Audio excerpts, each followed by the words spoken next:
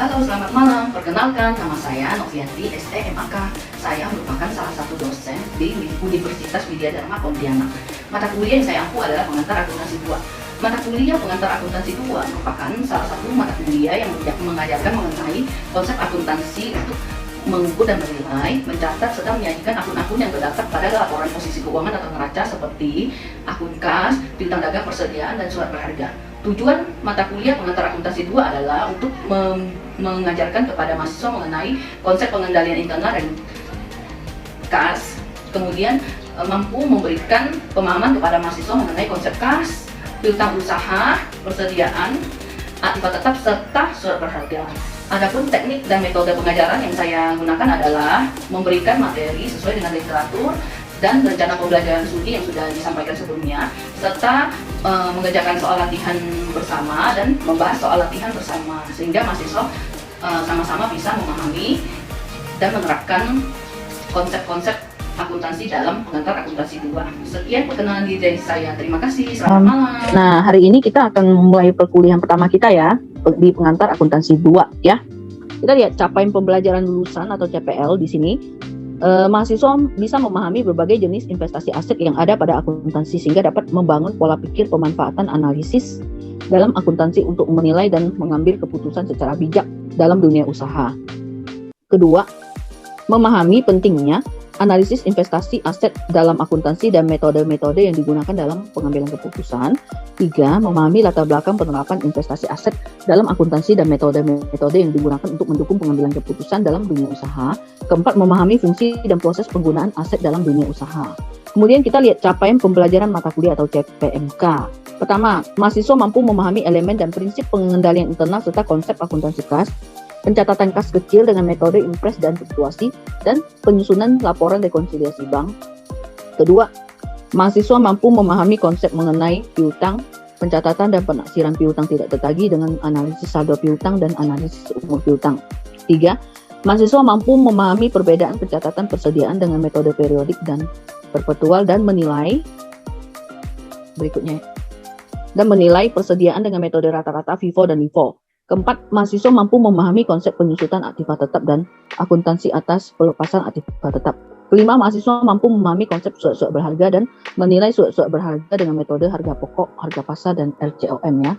Oke, kita lihat yang di pertemuan pertama kita sudah pernah membahas ya, ini RPM, kontrak belajar, lalu RPS dan RTM ya. Ini hanya kita ulang lagi. Nah, di pertemuan kedua ini kemampuan akhir mahasiswa yang diharapkan adalah mahasiswa mampu memahami konsep pengendalian internal serta konsep akuntansi kas. Bahan kajiannya adalah pengertian dan elemen pengendalian internal, prinsip pengendalian akuntansi yang efektif, pengertian akuntansi kas dan pembentukan kas kecil. Kemudian keempat, penjelasan metode impres dan metode fluktuasi. Strategi belajarnya adalah kuliah daring, diskusi, studi kasus. Pengalaman belajar mahasiswanya adalah: pertama, mahasiswa mendengarkan secara aktif materi yang dijelaskan oleh dosen. Kedua, mahasiswa memahami elemen dan prinsip pengendalian internal. 3. Mahasiswa memahami konsep akuntansi kas dan pembentukan kas kecil. Kriteria penilainya adalah mahasiswa dapat memahami dengan baik materi yang dijelaskan oleh dosen. Kedua, mahasiswa dapat mengerjakan soal-soal dengan benar. Kemudian instrumen penilainya adalah tertulis, kinerja, kecocokan jawaban, kelengkapan, kemampuan menjelaskan, dan perilaku karakter ya. Oke, kita kemudian lihat ke LTM. RTM-nya ya kan. Nah, rencana tugas mahasiswa. Nah, tujuan tugasnya adalah mahasiswa mampu menjelaskan tentang pengertian kas, tujuan pembentukan kas kecil, metode pencatatan kas kecil dengan metode impres dan fluktuasi. Uraian tugasnya yaitu objek garapannya adalah soal latihan berupa studi kasus proses bisnis suatu organisasi atau perusahaan. Hal yang harus dikerjakan atau batasannya yaitu tugas mahasiswa menyelesaikan kasus berupa transaksi-transaksi yang akan diaplikasikan pada akun kas dan akun kas kecil dengan metode impres dan fluktuasi beserta jurnal yang diperlukan. Kemudian metode pengerjaannya adalah sesuai arahan dan bentuk soal yang diberikan dosen pengampu. 4. Deskripsi luaran tugas yang dihasilkan adalah menerapkan transaksi keuangan perusahaan yang berkaitan dengan akun kas dan kas kecil dan melakukan penjurnalan secara tepat dengan masing-masing metode ya. Kriteria dan bobot penilaiannya, kelengkapan dan kebenarannya 80%, kerapian penyajian tugas 10%, aktivitas tanya jawab itu 10%. Oke. Nah, kita lihat tujuan di berikutnya, slide berikutnya ya. Kita ke tujuan dulu ya. Nah, tujuan kita mempelajari bab 1 ini adalah bisa menjelaskan mengenai sifat kas dan pentingnya pengendalian internal terhadap kas. Kedua, memaparkan prosedur dasar untuk menyelenggarakan pengendalian internal terhadap penerimaan kas.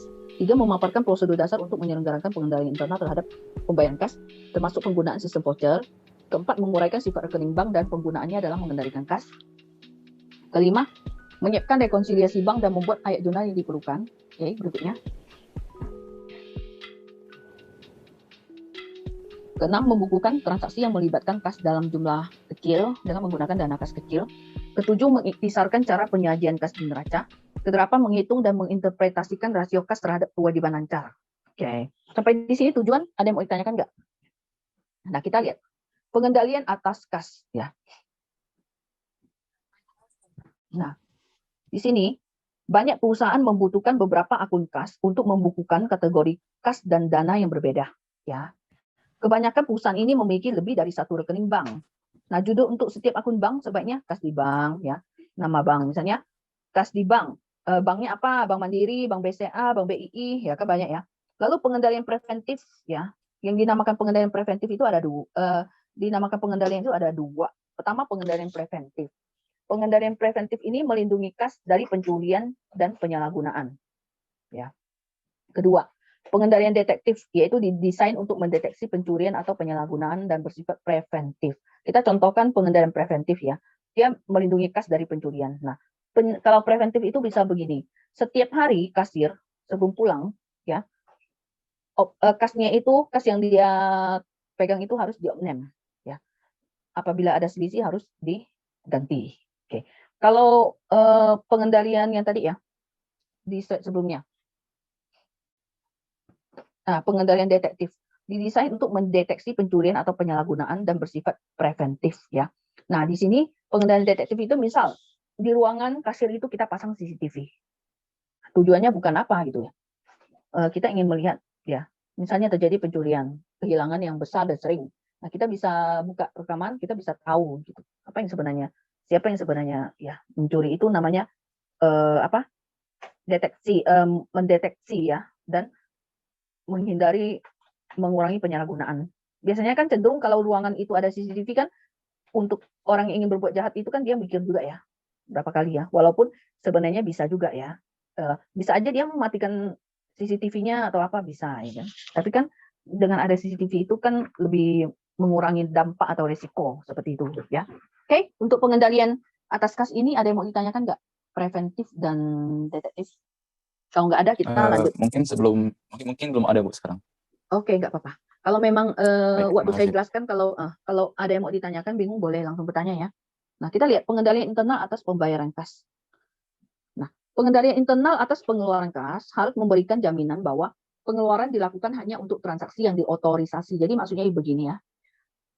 Di dalam suatu perusahaan biasanya kan ada kasir ya. Kasir itu dia memegang kas kecil atau uang tunai ya. Uang yang tunai nampak ya kan, cek gitu, giro ya. Ada juga yang megang buku bank ya. Jadi ada juga bagian keuangan di suatu perusahaan ada yang kategorinya adalah kasir. Kasir itu pegang uang tunai, cek, giro yang bisa diuangkan gitu ya, segera cair. Kalau finance ya bagian bank, dia biasanya tidak berhubungan dengan uang tunai, tidak pegang uang tunai, tapi dia mengontrol kayak melakukan pembayaran yang via rekening bank gitu ya. Transaksi di atas 2 juta selain kas kecil ya. Nah, jadi pengendalian internal yang dirancang perusahaan adalah biasanya setiap pengeluaran akan dilakukan itu harus ada otorisasi oleh pihak yang berwenang. Jadi baik itu kasir ataupun bagian bank, bagian yang keuangan yang memegang bank, itu dia harus meminta approval dulu, persetujuan dulu dari atasannya. Jadi tidak mentang-mentang memegang uang perusahaan, jadi semua tagihan bayar gitu. Enggak. Jadi dia harus mendapatkan approval dulu ya, persetujuan dari atasannya dulu. Seperti itu. Kedua, pengendalian kas harus memastikan bahwa kas digunakan secara efisien ya. Jadi ketika mengendalikan dalam pengendalian kas, kita harus memastikan bahwa kas ini digunakan secara efisien. Artinya ketika kita ingin mengeluarkan uang, membayar sesuatu, kita berpikir dulu, ini efisien nggak? Ya, misalnya kamu bekerja sebagai kasir perusahaan atau bagian keuangan.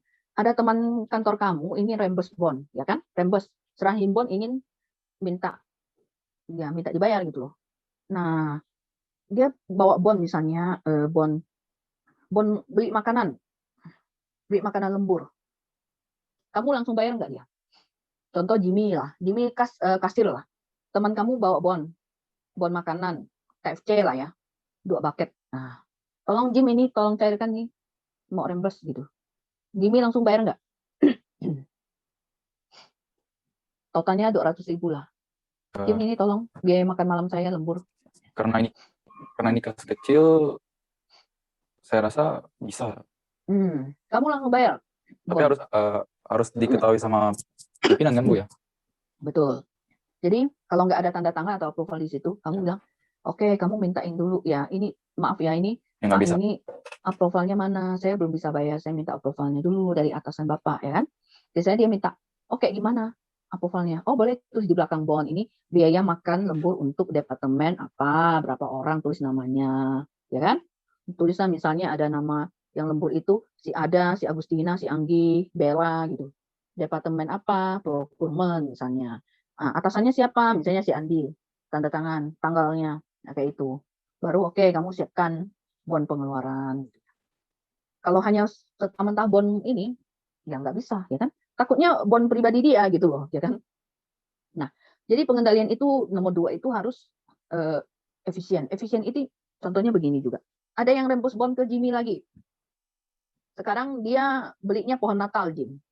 Dia rembes 1 juta. Jim, ini udah mau Natal nih, saya beli dekor untuk kantor. Jimmy ganti gak?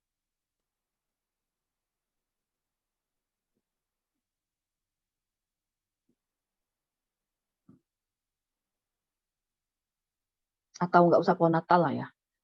Dekorasi untuk mempercantik kantor lah. Ganti gak Jimmy? 500.000 lah. Oke, nggak usah banyak lah. Ini sudah diketahui pimpinan atau belum Bu? Belum. Nggak bisa ya. Oke, jadi Belum bisa, Bu. ada teman Belum kamu, maaf ya, kamu bilang, maaf saya tuh belum bisa ganti. Kamu coba diskusi sama pimpinan kamu ya. Menurut saya ini dekor ini nggak berkaitan dengan operasional, ya kan? Emangnya kalau nggak ada dekor, perusahaan nggak bisa jalan gitu. Maksudnya pengendalian ini harus benar-benar untuk mendukung operasional perusahaan, gitu ya. Seperti itu. Contoh aja misalnya di kantor. Kantor itu umumnya minuman yang kamu tahu, minuman yang disediakan untuk kantor itu kopi sama teh. 2 aja sama air putih kan, 3 air galon lah. Ada yang rembes Milo lah, Ovaltine lah atau apa, biasanya saya tolak. Contoh ya kan. Loh, ini kok dari mana ini datangnya Milo atau apa kan? Biasanya bukannya umumnya kopi sama teh ini ya gitu ya. Kopi teh, ya oke lah ya, kopi sama teh aja sama air putih ya. Air mineral ya, 3 macam ya umumnya. Tapi kalau Milo, segala macam air soda atau apa, air kaleng, vitamin atau apa gitu, itu tolak ya kan. Oh ini nggak berkaitan, ini nggak efisien gitu. Kalau memang mau, ini mungkin pengeluaran pribadi aja gitu loh, tidak bisa dirembes ke kantor. Contoh ya. Oke, sampai di sini jelas ya. Izin Bu nomor 3. bertanya Bu. Izin Bu. Oh ya, silakan gini. Berarti jikalau pimpinan yang menyuruh baru bisa ya kan Bu ya? Betul. Untuk Jadi kayak Milo segala macam itu kan atas izin ya. betul. Jadi kalau misalnya di satu perusahaan itu sudah dijelaskan ke karyawannya. Misalnya, Jimmy, kamu sebagai karyawan kamu nggak boleh inisiatif. Kamu jalan ke mall, kamu inisiatif, kamu beli barang. Oh, rembeskan ke kantor, buat kantor gitu. Nggak bisa, lalu kamu rembes. Semua hal itu harus meminta persetujuan dari atasan dulu, baru dijalankan gitu. Misalnya ingin beli ini, ya kan? Ingin beli pohon Natal lah untuk dekor, suasana Natal, Imlek atau apa, atau dekor untuk Imlek, untuk Idul Fitri, keagamaan lah ya. Apapun itu harus minta persetujuan dulu gitu. Kalau atasan sudah setuju baru dijalankan. Jangan udah beli dulu baru kamu minta approval seperti itu ya. Jadi itu yang namanya pengendalian ya. Nomor 3. Oke, jelas Jim? Seperti ini. Ada pertanyaan? Baik Bu, sudah jelas. Terima kasih atas penjelasannya. Nomor 3. Sistem voucher memastikan bahwa apa yang dibayarkan adalah apa yang benar-benar dipesan, diterima, dan ditagih oleh pemasok ya. Jadi di sini voucher itu tahu kan, kamu pernah melihat bukti pengeluaran kas atau bank ya di perusahaan. Kalau di buku akuntansi itu ada, misalnya di bukti penerimaan. Mungkin nanti di pertemuan berikutnya saya kasih contohnya. Bukti pengeluaran kas atau bukti pengeluaran bank. Kalau untuk kas itu kan yang di bawah 2 juta, kas kecil. Tapi kalau bank itu yang di atas 2 juta biasanya ya kan. Jadi sebelum dibayar, akuntan atau pembukuan ya, dia kalau terima tagihan, dia akan melihat dulu, mengecek dulu ya sebelum dia menerbitkan voucher. Voucher itu yang tadi saya bilang bukti pengeluaran kas atau bank. Dia harus cek dulu, benar nggak ini tagihannya, barangnya ini sesuai dengan purchase order ya, permintaan pesanan, permintaan pembelian, sudah benar nggak, cocok nggak dengan purchase order kita, sesuai dengan dipesan nggak. Jangan kamu pesan gula datangnya kopi kan, nggak bisa gitu ya. Lalu sudah diterima belum ya ini barangnya? Harusnya sudah diterima itu. Dan apakah sudah ditagih dengan benar oleh pemasok yang benar? Ya, dicek dulu akunting. Kalau udah, baru dia terbitkan cetak bukti pengeluaran kas atau bank untuk diproses pembayaran. Ya, kalau dari segi kita terima barang, kita bisa misalnya gudang. Oh, ada tanda tangan orangnya enggak atau PIC-nya enggak gitu loh. Misalnya Jimmy yang pesan nih bagian pembelian.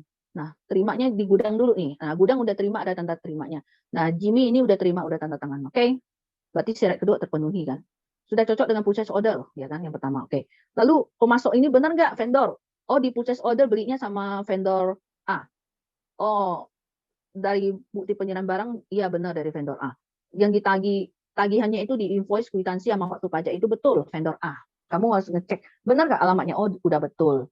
Nomor rekeningnya sudah betul belum? Sudah benar belum? Dicetak di situ dari mereka. Oh, betul. Jangan rekening Jimmy pula yang dicantum di situ kan. Oke. Lalu nomor NPWP-nya udah benar belum? Nomor wajib pajaknya, faktur pajaknya benar belum? Semuanya dicek ya. Kuantitasnya benar nggak? Masuk akal nggak nih harganya, nggak di maaf atau apa ya? Sesuai dengan kondisi sewajarnya nggak di purchase order gitu. Baru kamu proses itu, mencetak bukti kas atau bank untuk dibayar. Oke, jelas sampai di sini? Nah, next ya, slide berikutnya. Nah, sistem voucher adalah sekelompok prosedur untuk mengotorisasi dan mencatat kewajiban serta pengeluaran kas. Fitur-fitur dasar dari sistem voucher, kita lihat ya. Sistem voucher biasanya menggunakan voucher ya. Sistem voucher ini biasanya memiliki arsip untuk voucher yang sudah dibayar dan yang belum dibayar. Jadi tagihan itu dipisah dulu ya vouchernya ya. Yang mana yang sudah dibayar harus diarsip, jangan sampai terbayar lagi. Yang sudah dibayar jangan sampai kebayar 2 kali ya. Jadi makanya diarsip, dicap lunas ya, diarsip, disimpan tempat lain. Yang belum ini yang nanti diproses. Jadi biasanya prosedur untuk memproses suatu tagihan untuk dibayar, itu keuangan akan melihat dulu temponya, jatuh tempo tagihan. Itu yang paling mendasar.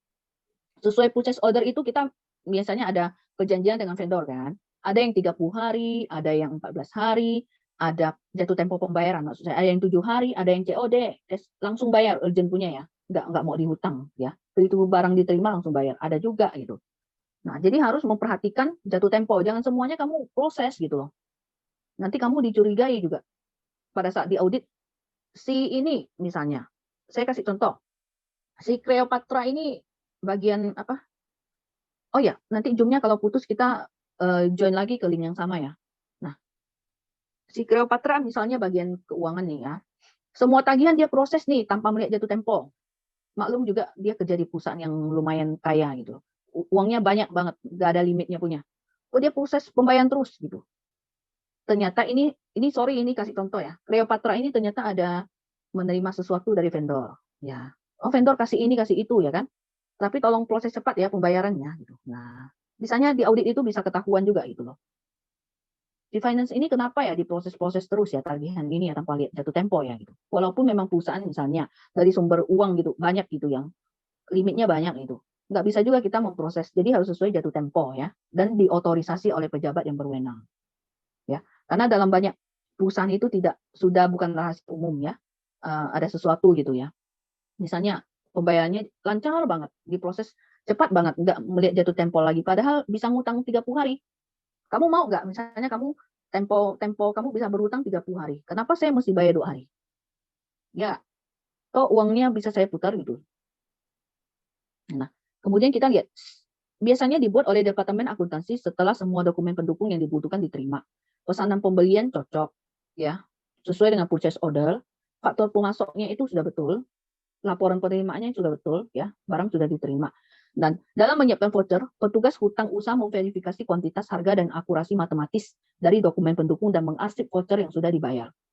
Nah, di bagian akuntansi sendiri, akuntan itu banyak bagiannya. Ada yang account payable, ada yang account receivable. Account payable itu yang hutang. Hutang itu artinya kayak kita beli barang ke orang, berarti kan kita yang berhutang. Nah, si akuntan ini yang bagian pegang AP ini, account payable ini yang mengecek dari kuantitas sudah betul belum, harga satuannya betul belum gitu loh. Wajar nggak harganya dikalikan misalnya beli barang 10 unit, harga satuannya 1 juta. Berarti kan totalnya 10 juta, betul nggak itu? Dicocokin semua baru terbitkan voucher. Oke, lanjut slide berikutnya. Sistem pengendalian internal yang dirancang dan baik akan dapat mendorong ditetapkannya kebijakan manajemen. Selain itu juga dapat mendorong terciptanya efisiensi operasi, melindungi aktiva perusahaan dari pemborosan, kecurangan, dan pencurian, serta menjamin terciptanya data akuntansi yang tepat dan bisa dipercaya. Oke, lanjut. Ada yang mau ditanyakan nggak? Oke, slide berikutnya. Sampai sekarang masih belum ada, Bu. Oke, Mungkin berjalan ada waktu. 7 buah. Oke, lanjut ya. Ada 7 buah prinsip pengendalian intern yang pokok. Pertama, penetapan tanggung jawab secara jelas. 2, penyelenggaraan pencatatan yang memadai. 3, pengasuransian kekayaan dan karyawan perusahaan. Pemisahan pencatatan dan penyimpanan aktiva. Pemisahan tanggung jawab atas transaksi yang berkaitan. Pemakaian peralatan mekanis bila memungkinkan. Pelaksanaan pemeriksaan secara independen. Nah, ini beberapa pengendalian ya yang diterapkan di perusahaan ya. Lanjut. Oke, sampai di sini ada pertanyaan nggak? Saya Kevin, Bu. Saya mau tanya, Bu. Kan ini Iya, kan kas silakan. kecil adalah dana yang disediakan untuk membayar pengeluaran-pengeluaran Betul. yang jumlahnya relatif kecil. Mm-mm. Nah, contoh dari jumlah relatif kecil ini maksudnya gimana, Bu? Kayak di Nah, bawah 5 juta ya, atau di atas 5 juta gitu. betul. Ya. Oke, oke, pertanyaan bagus ya. Jadi ini tergantung kebijakan perusahaan biasanya ya. Pada umumnya, perusahaan itu mematok yang dinamakan jumlah kecil itu adalah di bawah 2 juta ya. Jadi di atas 2 juta dia udah pakai cek. Ngerti kan? Nah, jadi kalau di bawah 2 juta, dia pakai kas kecil bayarnya ya. Jadi di satu perusahaan itu dibentuk kas kecil. Ya, pemegangnya itu kasirnya itu ya. Dia akan tergantung lagi sih kebijakan perusahaan, maunya 1 juta juga boleh ya, mau 5 juta juga boleh, tergantung perusahaan itu memberikan kebijakan itu berapa gitu ya. Umumnya sih 2 juta sih. Nah, contoh beli air galon, nggak mungkin dong kamu beli air galon 2 galon 14.000, kamu terus cek kasih abang galonnya, kaget dong abang galon kan. Bang, kamu ke bank ya cairkan 14.000 kasih cek, nggak mungkin. Jadi kita bayar pakai kas ya. Nah, kalau di atas 2 juta, nah, baru kita kasih cek gitu. Nah, ini bang tolong cairkan ya kan. Atau kalau biasanya sih gitu, atau kamu transfer ke banknya gitu ya. Karena kan cek itu juga mahal ya, satu lembar cek kan sekitar 6.000 ya. Belangkonya juga mahal kan. Paling kita minta rekening bank, kita transfer ya, seperti itu. Oke, pertanyaan bagus ya. Nah, dana ini diserahkan kepada kasir kas kecil yang bertanggung jawab terhadap pembayaran yang menggunakan kas kecil. Jumlah kas kecil ditetapkan berdasarkan kebijakan perusahaan dan tidak akan berubah, kecuali ada perubahan kebijakan dari pihak manajemen. Jika jumlah kas kecil berkurang, kasir akan meminta agar dana ini diisi kembali atau ditambah, baik pada setiap akhir periode atau pada saat saldo kas kecil sudah mencapai batas paling rendah yang sudah ditetapkan. Jadi gini, si kasir yang diserahi pegang uang ini setiap sore kita opname, kita hitung sebelum dia pulang ya, kita hitung uangnya sisa berapa ya. Contoh, kita sudah tergantung metode lagi, ada fluktuasi dan impres yang nanti akan kita pelajari ya. Kalau metode tetap misalnya saldonya itu tetap 30 juta. Kalau dia pakai 5 juta hari itu, maka sisa uang 25 juta kita hitung. Dia harus balik 25 juta. Kalau kurang dia yang nombok gitu ya, kita hitung. Kalau nggak nombok dia nggak bisa pulang, harus nombok gitu. Nah, ini adalah pengendalian intern, biar tidak terjadi pencurian gitu ya. Nah, jadi jumlah kas kecil ini ditetapkan lagi ya berdasarkan kebijakan perusahaan. Ada yang 10 juta, ada yang 30 juta ya. Tergantung lagi kebijakannya. Jika uangnya berkurang, kasir ini harus minta, dia harus kontrol uang ini. Misalnya, saya kasih contoh di sini misalnya 10 juta ya. Misalnya, perusahaan itu menetapkan kebijakan apabila jumlah kas kecil sudah hampir mencapai 30%, maka dia harus mengisi kembali, mengajukan pengisian kembali. Contoh 10 juta berarti kalau udah mendekati sisa uangnya hampir 3 juta, misalnya sisa berapa nih? 4 juta lah ya. Sudah 4 juta dia udah harus siap-siap gitu loh untuk isi kembali. Jangan sampai ke batas sampai 3 juta gitu loh. Karena udah sangat-sangat ini loh, terpaksa harus nombok nanti ya. Terpaksa harus memending pengeluaran seperti itu ya. Akan mengganggu operasional perusahaan gitu. Oke, sampai di sini jelas nggak? Dalam pengelolaan kas kecil ini ada dua metode pencatatan. Pertama, metode impres atau metode tetap. Yang kedua, metode fluktuasi atau metode yang berubah-ubah atau fluctuating fund system. Kalau metode impres itu ya impres fund system namanya. Oke, baik dengan metode impres pun atau fluktuasi. Jadi metode ini tergantung kebijakan perusahaan itu memilih yang mana ya. Itu sama, jurnalnya adalah kas kecil pada kas.